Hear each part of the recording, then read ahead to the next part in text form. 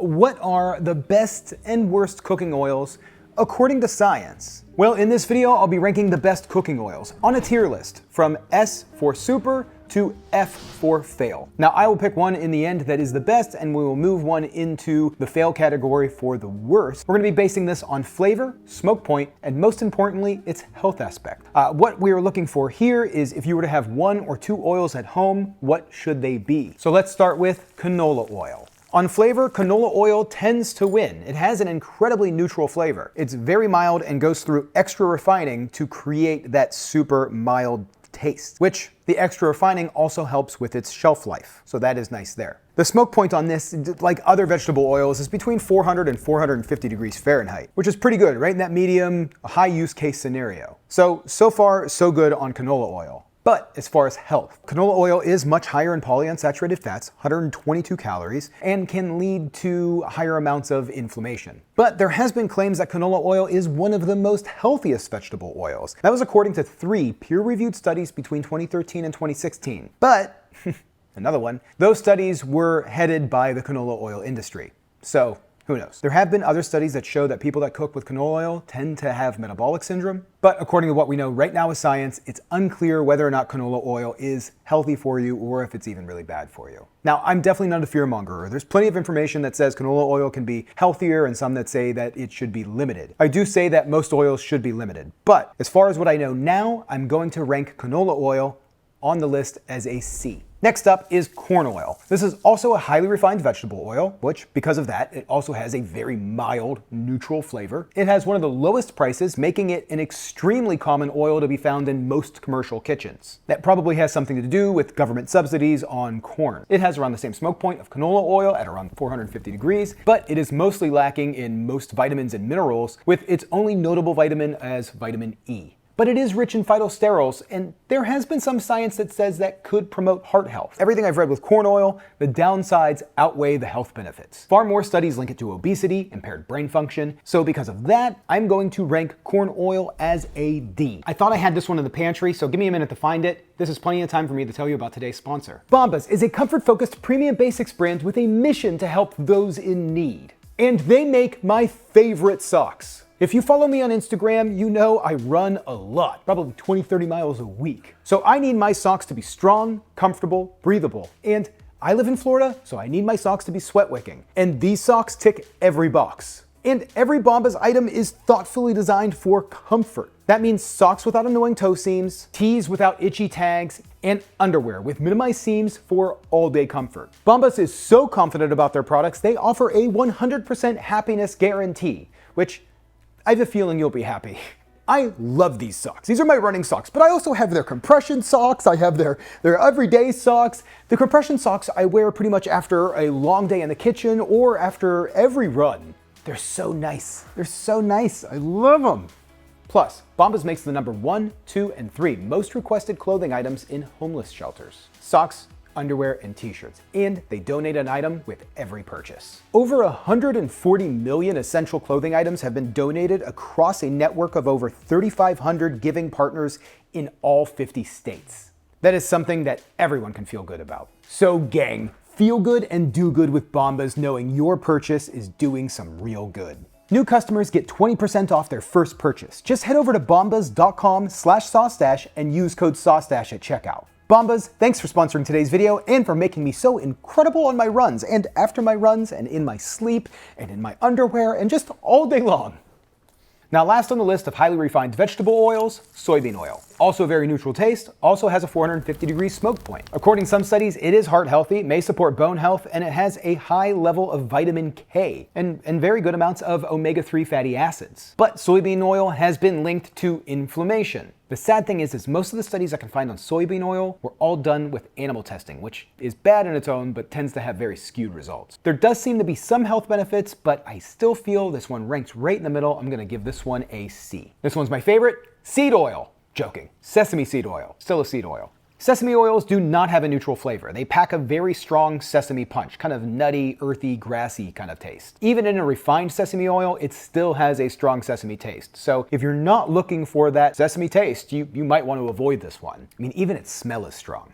Yeah, Super, super strong taste. Very nutty. Very, very nutty. It does work great in Asian dishes like stir fries and noodles, but the unrefined version, which is a strong sesame taste, has around a 350-degree smoke point, with its refined version having up to 450-degree smoke point, more in line with vegetable oil. A review of 12 studies found that sesame oil consumption lowered fasting blood sugar levels, inflammatory markers, and blood pressure. It's also high in calories, and more people are prone to being sensitive or allergic to sesame oil. So this is something you might want to consider when having it around the house. Also, if you take blood pressure medication, you might want to avoid this one. I have some mixed feelings on using sesame oil for cooking. Unless it's for a very specific dish, this probably wouldn't be my go-to. But because of its limited health risks, I do want to rank this one a little higher. So sesame oil is going to get a B. What about peanut oil? Now, I didn't have any, but I do have some natural peanut butter, and there's some oil floating on the top, which might not even be peanut oil. Yeah, this one's just peanuts. So yeah, so that's all that is. Now, this isn't refined peanut oil. This is just the oil from peanuts. I know this is kind of funny, but peanut oil does have kind of a peanutty taste. Not that peanutty. Man, I love peanut butter. Peanut oil is also pretty common in restaurants. There's a lot of fast food places that use it, like Chick-fil-A and Five Guys. Five Guys famously fries all of their fries in peanut oil. It's still considered a mild flavor, but that nutty flavor does impart a richer flavor on fried foods. It's why it tends to be preferred when people are doing deep frying. It has a typical smoke point of 450 degrees, works great for most types of frying, but there's mixed studies on its health. Some studies point to it being good for heart health, while other studies kind of rank it a little bit lower because of its high saturated fat levels. Because of the high saturated fat, the high calories, it's actually ranked below canola oil. So I'm going to give it a D in par with corn oil. Peanut oil would not be my go-to choice, even though I will keep loving peanut butter. I'm gonna have another scoop of that. Now, I don't know if you remember when coconut oil became the fad. It was the health fad for years. People were wiping it on their face, putting it in their hair, they were pulling it through their teeth. You could use coconut oil for anything and cure everything. We've found out that most of that wasn't correct. But what we do know is that it's high in saturated fats, some of those saturated fats being MCTs, which are medium chain triglycerides. MCTs have been shown to significantly reduce body fat when paired with a low-calorie diet, but there is no studies that specifically say that coconut oil will lower body fat. As far as taste, if you're using a refined coconut oil, it's very mild. This is an organic refined coconut oil. This is my go-to for making popcorn. I think coconut oil is the perfect popcorn oil. If you choose an unrefined coconut oil, it's gonna taste like you have a mouthful of coconuts. But this one here, you can see it's firm, works really well for lots of things. No taste whatsoever. The refined has a smoke point of around 350 degrees, which makes it ideal for sauteing and, like I said, popcorn making. Now, the reviews on taste, smoke point, and health of coconut oil are all across the board. This one's a hard one to rank, but I'm gonna use my personal judgment, and I'm gonna rank coconut oil a B alongside sesame oil. Avocado oil, and now we're getting somewhere. I have this one in a spray. Avocado oil has a very neutral flavor. Doesn't taste like avocados. It's more nutty, grassy, kind of almost like an olive oil, but it's less nutty than like a peanut oil would be. So the flavor works great for cooking. It also doesn't break down as easily, which is the thing that you have to watch when you're using cooking oils. That's where the health risks come from. And avocado oil has a smoke point of 520 degrees Fahrenheit, which is insane. This is the highest heat oil. You can use this for anything. But is it healthy? Well, avocado oil is actually super rich in aolic acid, which is the thing that makes olive oil very heart healthy. It may reduce cholesterol, improves your heart health, improves your eye health. It's said to reduce symptoms of arthritis and aids in the absorption of fat-soluble vitamins like A, D, E, and K, along with quite a few other health benefits. Because of this, avocado oil is going to get an A. I think after doing this research, I'm probably going to be using avocado oil quite a bit more, to be honest.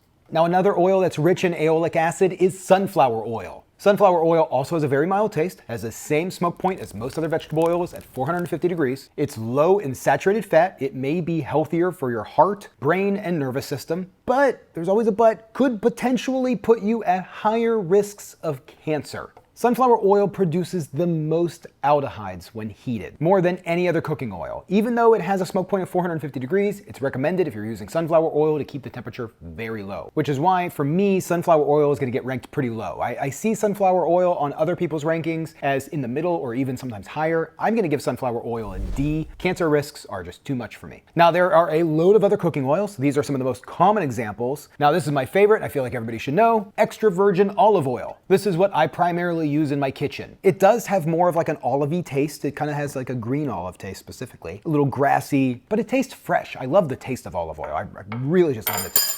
I really just love the taste of it. It has a smoke point of 410 degrees, so lower than the 450 degree vegetable oils, but it's still good enough to cook at higher heats with. Now, as far as health, there truly is no definitive study that says that one oil is higher than the other. All we know are the counterparts of each of these oils and which one has health benefits and which ones are not great for you. It's rich in healthy monounsaturated fats, which is what makes it more high heat resistant. It makes it one of the healthier choices. It also has the highest level of oleic acid, strong anti-inflammatory properties, and may help reduce the risk of stroke and heart disease. Now, olive oil is also one of the only oils that isn't associated with weight gain or obesity. And then there's even people like Brian Johnson. He's the millionaire guy that's spending millions of dollars a year to not die. He's trying to come up with the healthiest diet possible. He sells his own brand of olive oil, but he takes a shot of olive oil every day for its health properties. For me, that's gonna tip olive oil over the edge, which gives it an S as the best at-home cooking oil. Extra virgin olive oil is the oil that you should be using for most things at home. So at this point, nothing got an F or an E. I'm actually gonna move corn oil to an E to make this list a little bit more realistic. And then since nothing got an F, nothing I mentioned I truly believed should be completely avoided, so we're gonna add Crisco to the list. That's gonna get your F because that stuff is just horrible.